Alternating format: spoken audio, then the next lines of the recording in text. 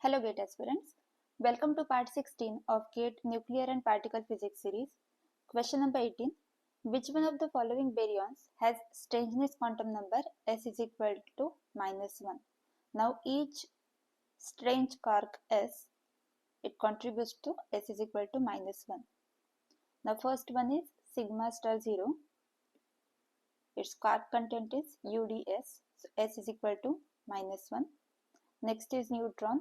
UDD, so S is equal to 0. Cascade star 0, USS, so S is equal to -2.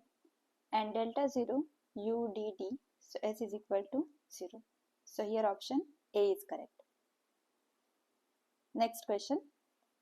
The nuclear energy levels of mirror nuclei are similar.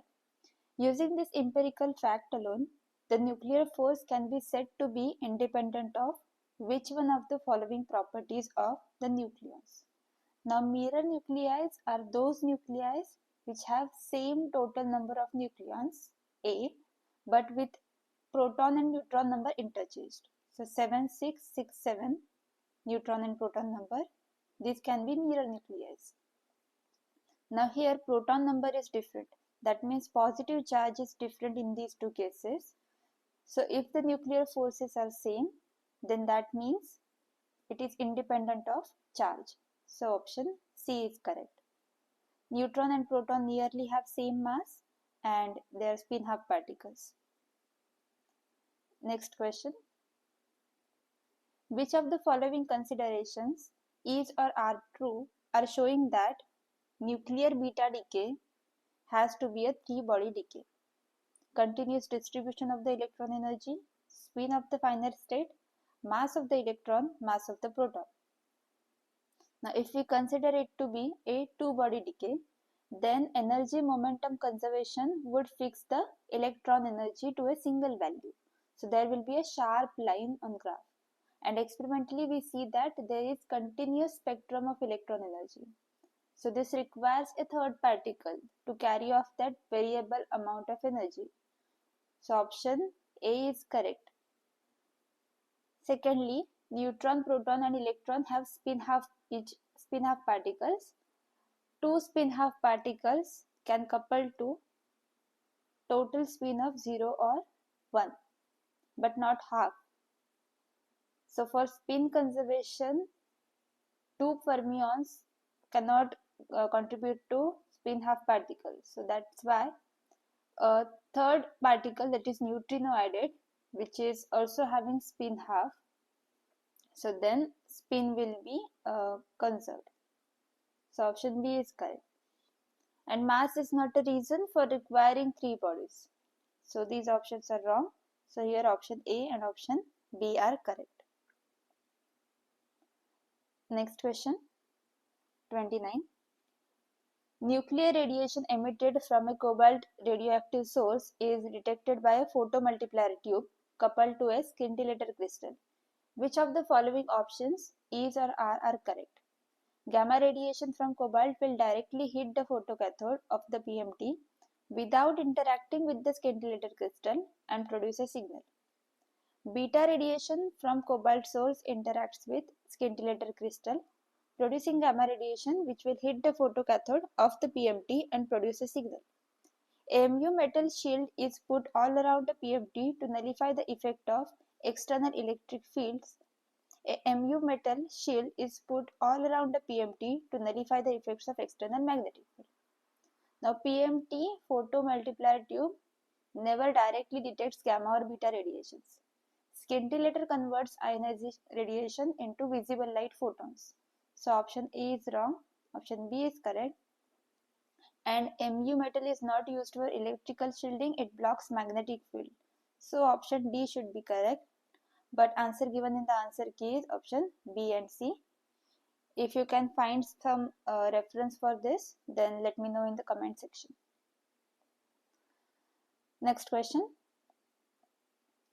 The delta plus baryon with spin 3/2 at rest decays to a proton and a pion. The delta plus has a positive intrinsic parity and pi 0 has negative intrinsic parity. The orbital angular momentum of the proton pion system is. Now we have this reaction. Let's consider the spin. It has spin 3/2. Spin of proton is half and that of pion is 1. Pion is 0, sorry. Next is parity. Parity of delta plus, it has positive intrinsic parity, so +1. For proton it is +1 and for pi 0 it is -1, negative intrinsic parity. And we want to find out total orbital momentum of the system. Now parity will be conserved, so according to parity conservation, final parity is, it should be equal to parity of proton, parity of pion into -1/L, where L is the orbital angular momentum. So -1/L is the parity associated with orbital angular momentum L. Now final parity is 1 because delta plus is 1. So +1, this should be equal to +1, then -1, -1/L. So -1/L is equal to -1, which means L should be equal to 1, 3, 5 and so on, some odd number. So this is from parity conservation. Now let's check angular momentum conservation. So spin of proton plus spin of pion is half plus 0, which is half. Now total orbital momentum, that is z bar is equal to L bar plus S bar. So z takes values from L minus S to L plus S. Now z is 3/2 and S is half. That means L minus half is less than or equal to 3/2 is less than or equal to L plus half. So we have L minus half less than or equal to 3/2, which means L should be less than or equal to 2 and L and 3/2 should be less than or equal to L plus half, which means L should be greater than or equal to 1. And from here we found out that L should be 1, 3, 5 and so on, and here L is 1 or 2, so that means L should be equal to 1. So answer is 1 and answer given in the answer key is 1 to 1. Next question. Two projectile protons P1 and P2, both with spin up, that is along the z direction, so this is x and y, z is pointing outwards, are scattered from another fixed target proton T with spin up at rest in the xy plane as shown in the figure. They scatter one at a time. The nuclear interaction potential between both the projectiles and the target proton is lambda L bar dot S bar, where L bar is the orbital angular momentum of the system with respect to the target and S bar is the spin angular momentum of the system, and lambda is a negative constant in appropriate units. Which one of the following is correct? P1 will be scattered in. So these are the directions given, plus y or minus y, that is upward or downward, and similarly for P2. We have to check for both. Note that both P1 and P2 are protons, that is positively charged particles. Now spin orbit potential is given, which is V is equal to lambda L dot S. So that is equal to lambda Lz Sz plus lambda Lx Sx plus Ly Sy, dot product between L bar and S bar. Now the motion is in xy plane.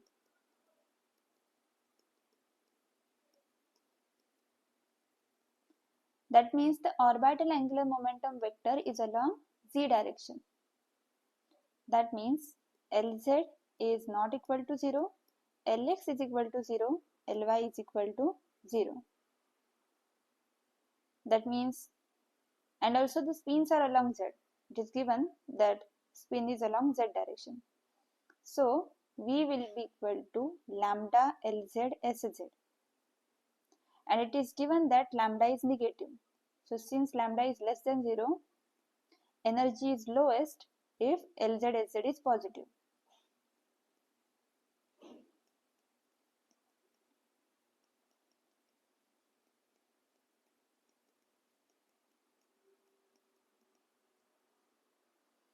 But Lz is xpy minus ypx, because L bar is equal to R bar cross P bar. Now if the particle moves along plus x direction initially, and the scattering deflection is along plus minus y, so then for upward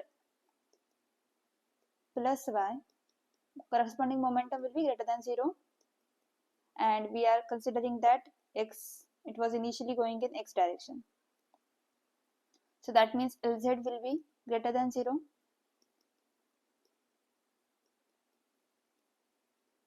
Then for downward, that is minus y, Py is less than 0.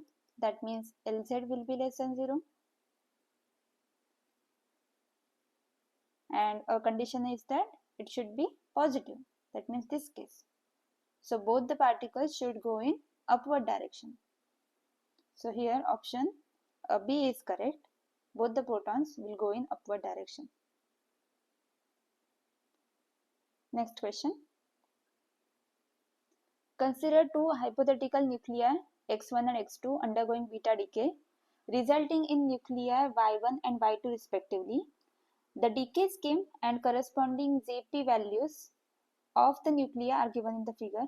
Which of the following options is or are correct? Z is the total angular momentum and P is parity.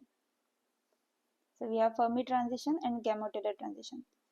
For Fermi transition, delta Z is equal to 0, and for Gamow-Taylor transition, delta Z is 0 plus minus 1, but 0 to 0 transition is not possible.